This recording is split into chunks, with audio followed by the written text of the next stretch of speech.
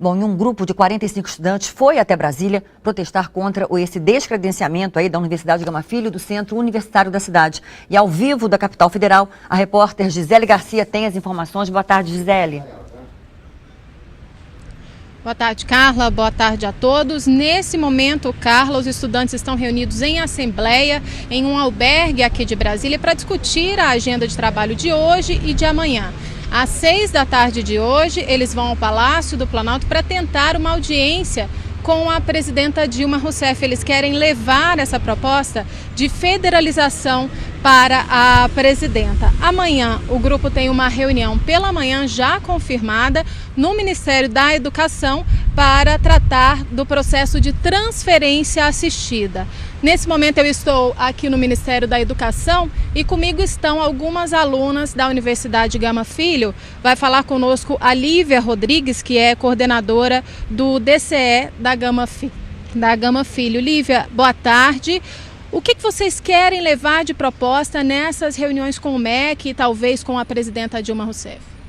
Boa tarde. A princípio, em Assembleia Geral realizada no Rio de Janeiro com os alunos, nós definimos pautas que seriam trazidas às movimentações tanto no Rio quanto aqui em Brasília. E a princípio estamos lutando pela intervenção, tanto judicialmente quanto pela federalização. A gente sabe que é um processo mais complexo da federalização, mas não abandonamos essa pauta ainda e estamos contando com o apoio dos reitores das universidades federais do Rio de Janeiro para auxiliar nesse processo. Outra pauta que a gente sempre carregou, tendo em vista a oficialização do descredenciamento do MEC, foi o acompanhamento da transferência assistida. Na última terça-feira, nós ocupamos o MEC, conseguimos uma audiência com o ministro da Educação, Luiz Mercadante, tendo em vista a ocupação, e nessa audiência tivemos como resultado a formação de uma comissão que vai acompanhar esse processo de transferência assistida, que é muito importante para nós, porque podemos moldar o edital de transferência de acordo com as especificidades de cada curso.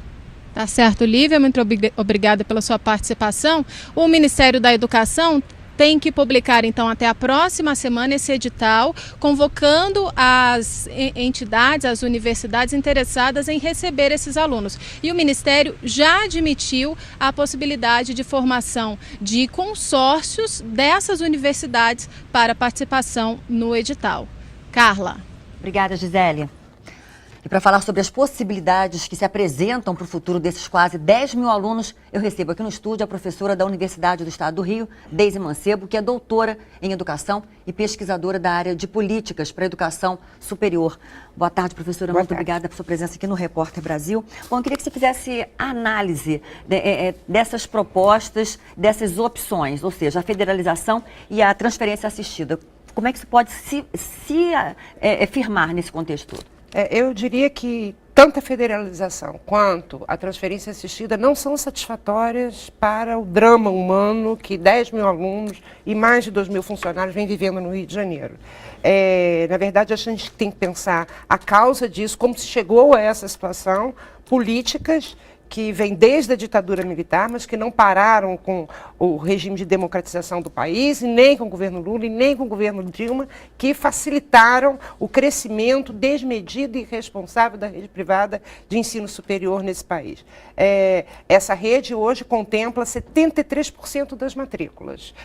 Isso não é uma questão pequena, uma rede que, na sua grande maioria, não são todas, mas a grande maioria, com ensino sofrível, com condições de trabalho degradantes, enfim, e com todas essas, podendo chegar a toda essa situação que nós assistimos. Inclusive, outras instituições em outros estados também passam por dificuldades. E no Rio de Janeiro também. Diante deste quadro, eu sou favorável à federalização, mas não assim assodada e na última hora. Agora, o MEC diz que não existe amparo constitucional ilegal. Ele tem razão, não tem amparo. Professor de universidade pública tem que ser concursado, funcionário de universidade pública tem que ser concursado. Não é possível, em curto prazo, estabelecer esse concurso público para mais de 2 mil pessoas. Então, a proposta de federalização, eu sou favorável como princípio, com um processo planejado, um processo que implicasse, por um lado, o crescimento da rede pública federal com financiamento compatível e, em segundo lugar, o decrescimento da rede privada, de modo que, ao final, só tivéssemos instituições privadas realmente de boa qualidade. Não é isso que acontece. Agora, a curto prazo, Deise, o que você sugere? Eu acho que o que vai acabar acontecendo é essa transferência assistida, que também não é um processo favorável para esse consórcio de universidades, né? Que a gente o consórcio é um conjunto de universidades que vão se juntar e oferecer vagas. Elas irão, com certeza, a maior parte delas para a rede privada, não serão na rede pública, e isso não é satisfatório. Agora, o que causa espécie é como fica o Grupo Galileu, o grupo de investidores Galileu em toda essa história. É uma situação muito delicada. Deise Mancebo, muito obrigada por sua entrevista aqui ao Repórter Brasil.